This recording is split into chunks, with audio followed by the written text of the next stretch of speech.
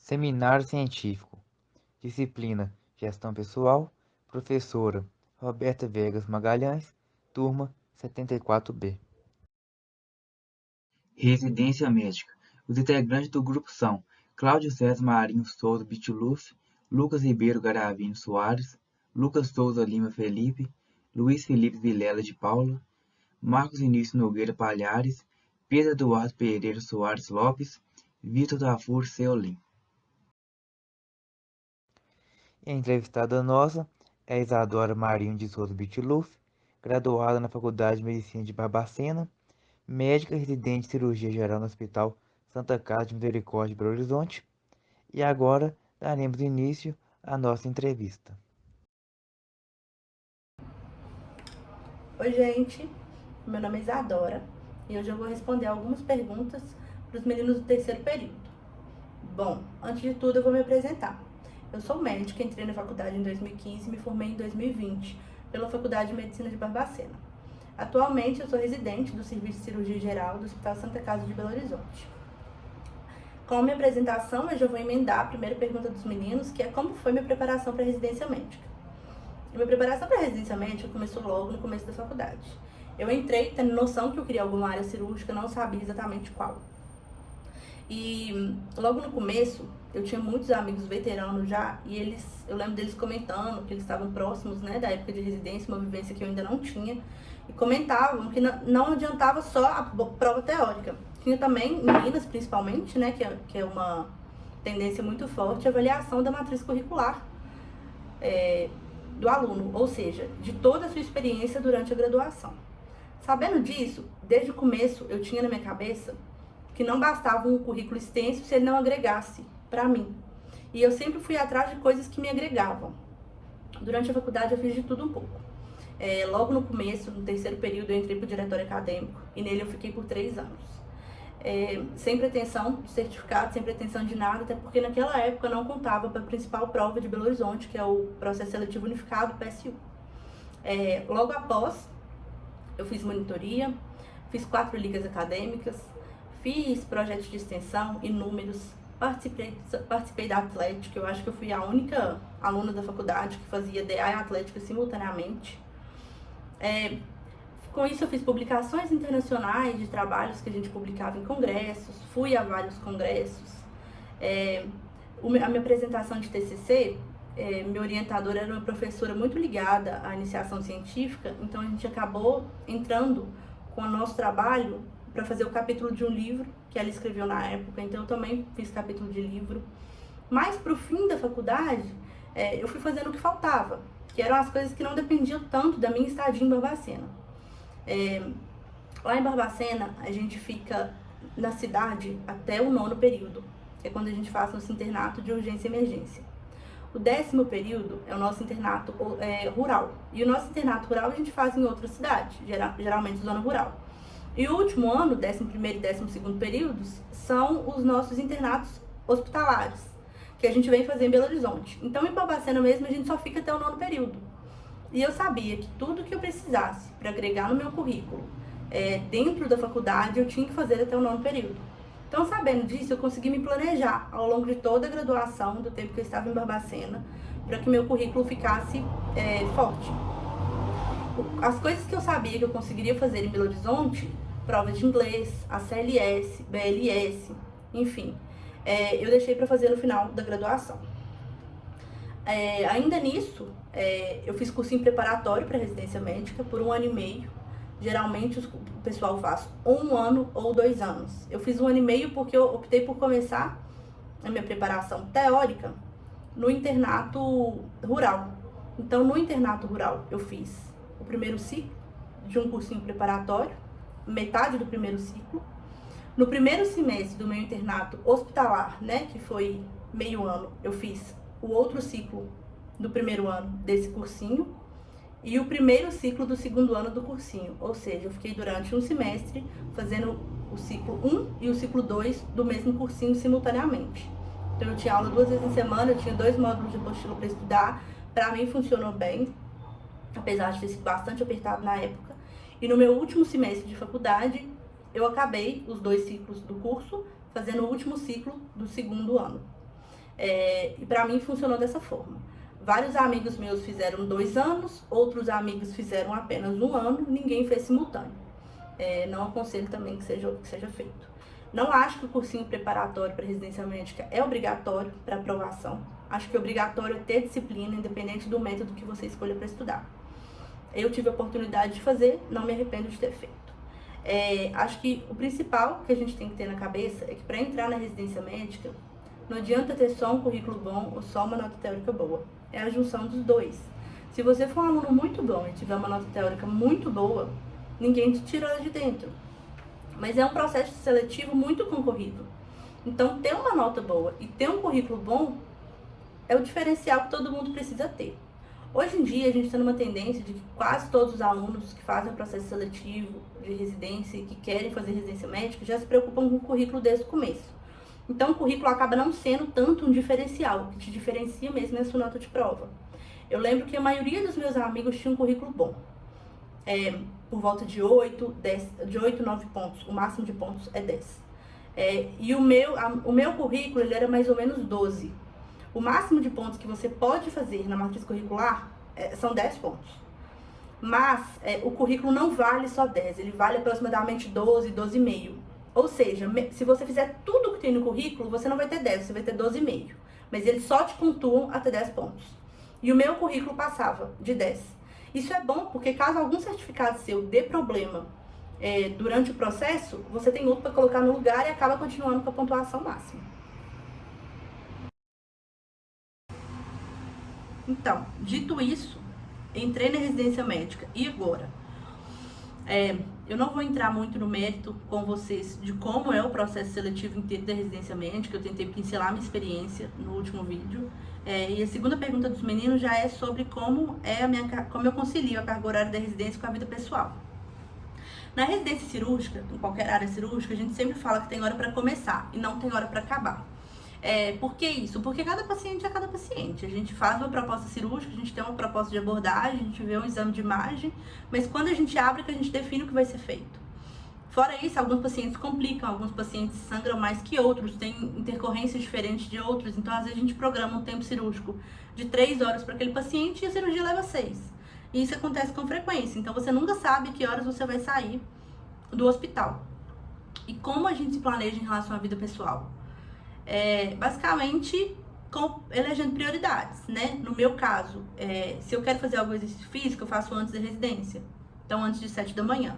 Às 7 da manhã, a gente já tem que estar no hospital, no meu caso, né? Na minha residência, eu já tenho que estar no hospital com todos os pacientes evoluídos, porque às 7 a gente começa as atividades no bloco cirúrgico. Então, eu chego às 6, faço enfermaria e vou para a área cirúrgica, né? Para o bloco cirúrgico. Antes disso, eu tenho que planejar se eu quero fazer alguma atividade física ou se eu tenho que deixar alguma coisa no dia anterior pronta para o dia seguinte. E a hora que eu chego em casa, a gente vai ajustando o que dá para fazer. Mas assim, tem que ter um planejamento, de já deixar a alimentação pronta, de já ter um tempo para atividade física, de já ter um tempo para organizar as coisas no fim de semana, pelo menos, porque senão você não dá conta durante a semana. Em relação à folga, como funciona na minha residência? Depende da equipe que a gente tá. Na Santa Casa, a residência cirúrgica, ela é por equipes, a gente roda por equipes. O que isso quer dizer? Lá nós temos 8 equipes cirúrgicas e a cada 3 meses eu estou numa equipe diferente. Então, de 3 em 3 meses eu rodo para uma equipe diferente. E aí muda a rotina totalmente, porque cada equipe tem a sua rotina, né? Basicamente funciona dessa forma. No meu caso, atualmente, eu não tenho hora para chegar, eu tenho hora para sair. E na minha residência, no meu caso atual, eu tenho uma folga a cada 15 dias. Um dia de folga a cada 15 dias, né? Geralmente a gente se cobre, se eu preciso do fim de semana inteiro, eu peço ou pro meu R igual ou pro meu R2 me cobrirem, e aí a gente vai conversando. Mas na teoria é um dia de folga a cada 15 dias.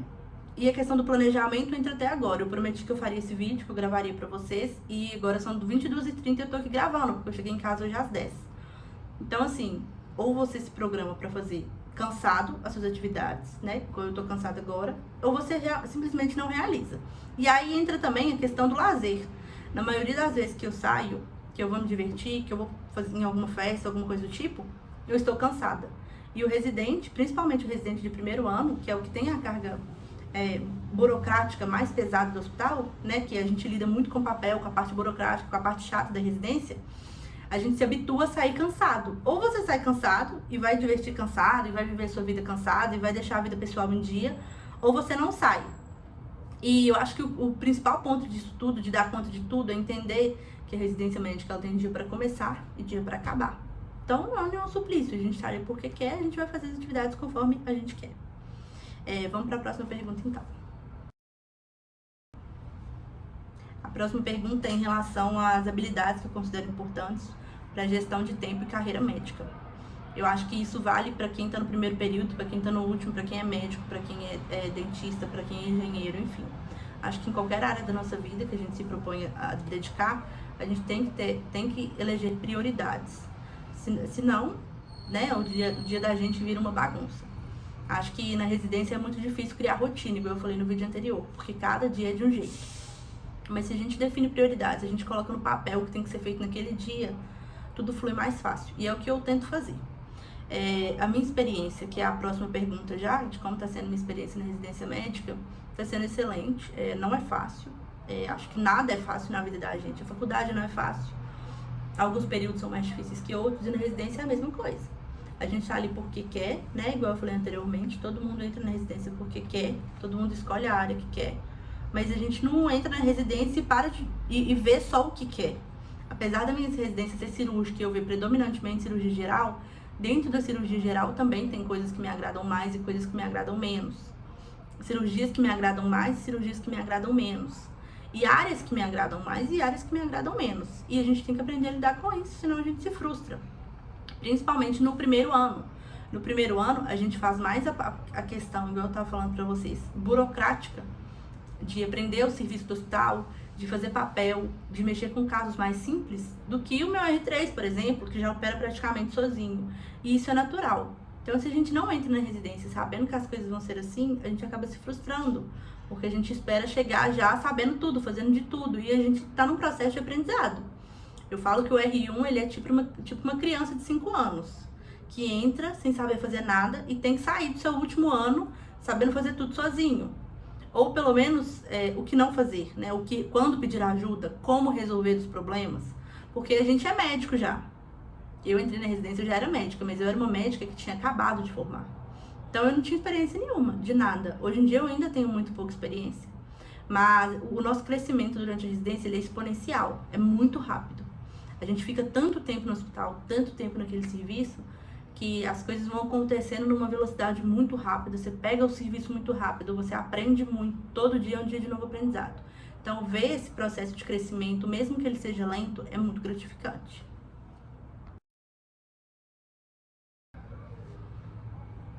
Bom, para finalizar, para não ficar muito extenso, eu vou para a última pergunta, que é em relação a qual conselho eu daria para vocês que estão no terceiro período.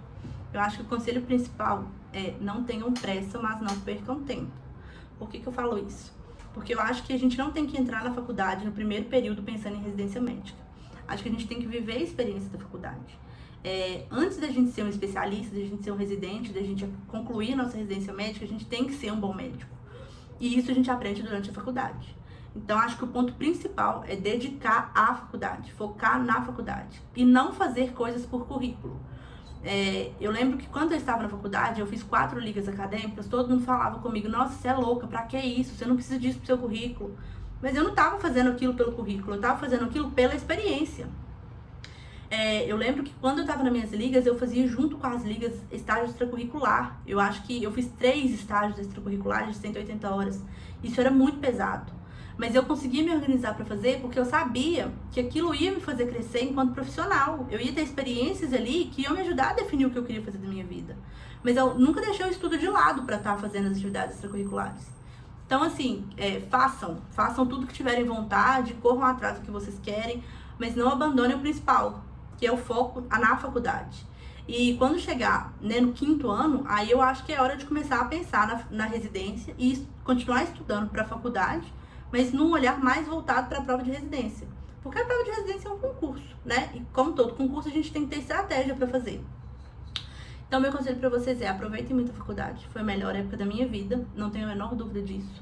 um tempo que não volta. Eu tive uma experiência maravilhosa na minha faculdade, eu morei no interior, fiz amigos para a vida toda, continuo com uma relação muito boa com todos os meus amigos de faculdade, e eu vejo quanto isso agregou na minha vida. Eu espero que vocês sejam tão felizes quanto eu fui na faculdade e que tenham uma experiência de residência médica gratificante e que tenham muita realização na vida profissional de vocês. Eu acho que a gente faz medicina e tem que entender que a medicina não é um sacerdócio, é uma das vertentes da nossa vida. Eu sempre falo isso. A gente tem vida profissional, a gente tem vida familiar, a gente tem vida amorosa, a gente tem vida com os nossos amigos, e isso é importante que seja entendido desde o começo. A gente tem que levar a nossa profissão com muita seriedade, tem que ter prazer pelo que faz, mas a gente não pode esquecer todo o resto que inclui a nossa vida. Então é isso, eu desejo muito sucesso para todos vocês, um beijo. Agora aqui, deixamos nossos agradecimentos à Isadora e ela ainda se dispôs, a qualquer dúvida que alguém tenha, entrar em contato com ela por esse e-mail aqui embaixo.